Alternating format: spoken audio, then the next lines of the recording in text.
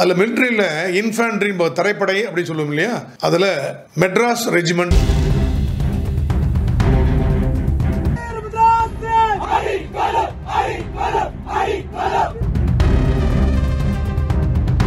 ஏறத்தாழ 300 வருஷ பழமையான இந்திய ராணுவத்தினுடைய ஒரு பிரிவு தான் இந்த மெட்ராஸ் ரெஜிமெண்ட்.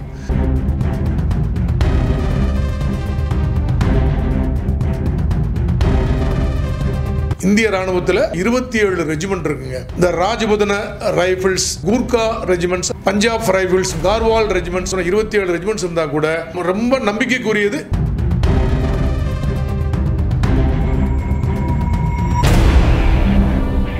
வேர்ல்டு வார் 1ல கலந்துக்கிட்டாங்க, வேர்ல்டு வார் 2ல கலந்துக்கிட்டாங்க, காஷ்மீர் வார், இந்தோ பாகிஸ்தான் வார், கார்கில் வார். இந்தியாவை சேர்ந்த மெட்ராஸ் ரெஜிமெண்ட்னா ஒரு பயம்.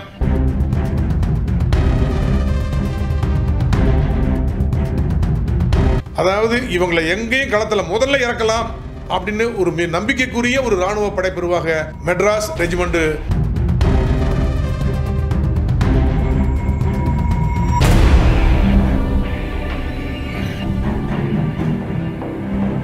இந்திய ராணுவத்தில் நல்லாவே தெரியும் நமக்கு மிலிட்ரி, நேவி, ஏர்ஃபோர்ஸ் அப்படின்னு 3 விதமான படைப்பிரிவுகள் இருக்கு. அதில் மிலிட்ரியில் இன்ஃபேண்ட்ரி தரைப்படை அப்படின்னு சொல்லுவோம் இல்லையா, அதில் மெட்ராஸ் ரெஜிமெண்ட் அப்படின்னு ஒரு பிரிவு இருக்குது. இது ரொம்ப ஃபேமஸானது.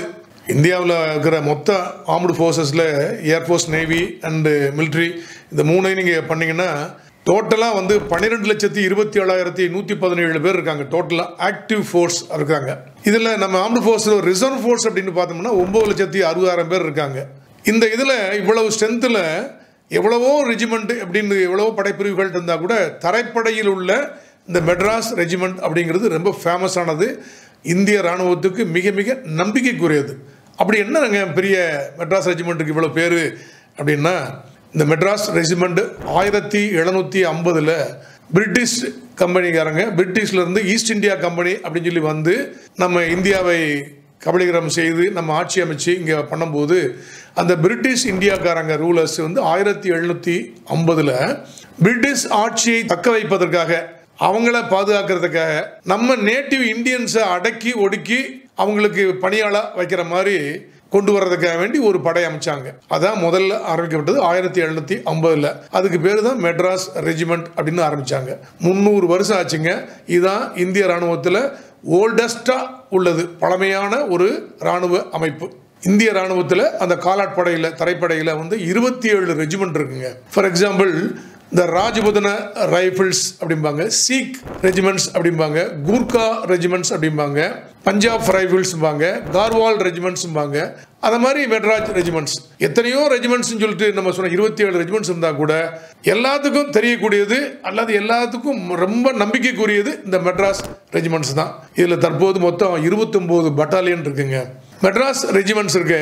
எங்கேயாவது படையெடுக்கணும், முக்கியமான ஒரு எதிரியை சமாளிக்கிற மாதிரி உள்ள நபரை முதல்ல இவங்களை அனுப்புனா நமக்கு தைரியம் இருக்கும் அப்படின்னு சொல்லக்கூடிய அளவுக்கு மெட்ராஸ் ரெஜிமெண்ட்ஸில் ஒரு நம்பிக்கை வந்தது. அப்படின்னா ஏன்னா அந்த மெட்ராஸ் ரெஜிமெண்ட்ஸு ஒரு ஒரு மோட்டோ வச்சுருப்பாங்க, ஒரு வார் கிரை அப்படின்னு சொல்லுவாங்க.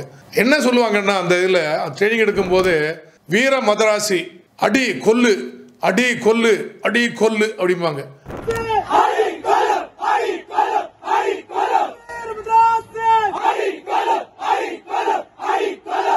அட்டாக் பண்ணோம்னா செத்துருங்க, அடுத்தவங்க எதிரி செத்துடணும், அந்த அளவு இருக்கட்டும், வீர மதராசி நாங்கள் அப்படின்னு சொல்லி முழக்கமிடுவாங்க, வீர முழக்கமிடுவாங்க.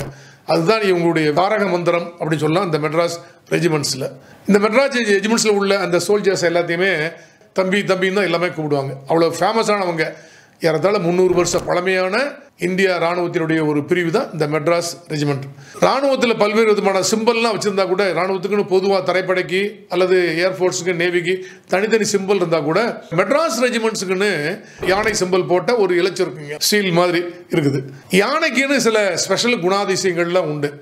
ஏன்னா யானையை அவ்வளோ நம்பலாங்க நம்ம. அது எவ்வளோதான் ஒயில்டு எலிஃபெண்ட்டாக இருந்தால் கூட டொமஸ்டிகேட் பண்ணி அதை கொண்டாந்துட்டோம்னா அதை மாதிரி ஒரு நல்ல அனிமலே இல்லை. அதுக்குன்னு ஒரு 7 விதமான சிறப்பான குணாதிசயங்கள் இருக்குது. தைரியம், சகிப்புத்தன்மை, அதாவது என்டூரன்ஸு, புத்திசாலித்தனம், வலிமை, நம்பிக்கை, கீழ்ப்படிதல், விசுவாசம் அப்படிங்கிற இந்த 7 விதமான குணாதிசயங்கள் ஒரு யானைக்கு இருக்குங்க. அதே மாதிரி 7 விதமான குணாதிசயங்களும் இந்த மெட்ராஸ் ரெஜிமெண்ட் சோல்ஜர்ஸ் இருக்கிறதுனால ரொம்ப நம்பிக்கைக்குரிய ஒரு இராணுவ படைப்பிரிவாக மெட்ராஸ் ரெஜிமெண்ட்டை வந்து இந்திய இராணுவம் கொண்டாடுகிறதுங்க. வெல்லிங்டன்ல கூட மெட்ராஸ் ரெஜிமெண்டல் சென்டர் வெல்லிங்டன் இருக்கு, நம்ம சென்னையில் கூட இருக்குதுங்க. பல்வேறு ட்ரைனிங் இருக்கு. நிறைய விஷயங்கள் இதில் வெளியே பேச முடியாது, ரகசியங்கள் எல்லாம் சொல்ல முடியாது. ஆனால் மெட்ராஸ் ரெஜிமெண்ட் அப்படிங்கிறது மிக சிறந்த ஒரு ராணுவ படைப்பிரிவு, தமிழ்நாட்டுக்கு மிகப்பெரிய பெருமை மெட்ராஸ் ரெஜிமெண்ட் அப்படிங்கிறது. வேர்ல்டு வார் 1 கலந்துக்கிட்டாங்க, வேர்ல்டு வார் 2 கலந்துக்கிட்டாங்க, காஷ்மீர் வார்ல 1947-48 கலந்துக்கிட்டாங்க, இந்தோ பாகிஸ்தான் வார் 1965-1971 கலந்துக்கிட்டாங்க, கார்கில் வார் 1999 கலந்துக்கிட்டாங்க. அப்புறம் யூஎன் பீஸ் கீப்பிங் ஃபோர்ஸ்ல காங்கோ, லெபனான், சூடான் இந்த இடங்கள் எல்லாம் நம்ம மெட்ராஸ் ரெஜிமெண்ட் தாங்க பணிபுரிஞ்சாங்க. ரொம்ப ரொம்ப சிறப்பாக பணிபுரிஞ்சதுனால உலகமெங்கிலும் உள்ள மிலிட்டரி பார்லர்ல இந்தியாவை சேர்ந்த மெட்ராஸ் ரெஜிமெண்ட்னா ஒரு பயம். ஏன்னா அவ்வளவு முரடர்கள், திறமையானவர்கள், நம்பிக்கைக்குரியவர்கள், வெற்றி தான் இவங்களுக்கு வேற எதுவுமே இல்லைங்க, யானை மாதிரி ஒரு பலம் கொண்டவர்கள் அப்படின்னு எல்லா இடத்துலையும் உலகத்திலேயே பேர். டெல்லியில் இருக்கிற தீகார் ஜெயிலில் அங்கே மிலிட்ரி இருக்கு, ஏர்ஃபோர்ஸ் இருக்கு, அது மாதிரி நேவி இருக்கு, எல்லாமே இருக்கு. Plus CRPF, CISI, CISF, Indo Tibetan border police, border security police, என்னென்னமோ இருக்குதுங்க. ஆனால் கூட தீகார் ஜெயிலுக்கு ஃபுல் பந்தோபஸ்த் பண்ணுறது யார் தெரியுமா? நம்ம தமிழ்நாட்டை சேர்ந்த தமிழ்நாடு ஸ்பெஷல் போலீஸ் ஃபோர்ஸ் தான். அவ்வளவு நம்பிக்கை நம்ம தமிழ்நாடு போலீஸ்ல. இவங்க சோரம் போயிட மாட்டாங்க, செக்யூரிட்டினா கரெக்டா இருப்பாங்க, எந்த காம்ப்ரமைஸும் பண்ண மாட்டாங்க அப்படின்னு சொல்லி தமிழ்நாட்டில் உள்ள ஒரு பெட்டாலியன் போலீஸை கொண்டு திகார் ஜெயிலில் வச்சு பாதுகாக்கிறாங்களே தவிர அங்குள்ள லோக்கல் போலீஸ் மற்றவங்க மேல உள்ள நம்பிக்கையை விட நம்ம மேல ரொம்ப அதிகம் வந்துருச்சுங்க. அதே மாதிரி சியாச்சின் கிளேசியர்ஸ் சொல்லுவோம் இல்லையா, அதாவது உலகத்திலேயே மிக உயரமான பனிமலை அப்படிங்கிறது சியாச்சின் கிளேசியர்பாங்க. இந்தியாவுக்கும் பாகிஸ்தானுக்கும் இடையே உள்ளது. அங்கே போகவே முடியாது, போனால் மனுஷன் செத்தே போயிடுவான் அப்படிப்பட்ட இடம். அதைத்தான் பயன்படுத்திக்கிட்டு பாகிஸ்தான் வந்து எப்படியாவது நம்ம வாரில் மேலே வந்துட்டு நம்ம இந்தியாவில் ஒரு இடத்தை பிடிச்சிடணும், அந்த சியாச்சின் மலைப்பிரிவை நம்ம பிடிச்சிடணும் அப்படின்னு வந்தாங்க. ஆனால் சியாச்சின் மலையில் படையெடுத்து இந்தியா பிடிக்க நினைச்ச பாகிஸ்தானிகளை ஓட ஓட விரட்டி பல உயிர் தியாகங்களை செய்து நம்ம இந்தியாவுக்கு பெரிய வெற்றி தேடி கொடுத்ததே மெட்ராஸ் ரெஜிமெண்ட் தாங்க.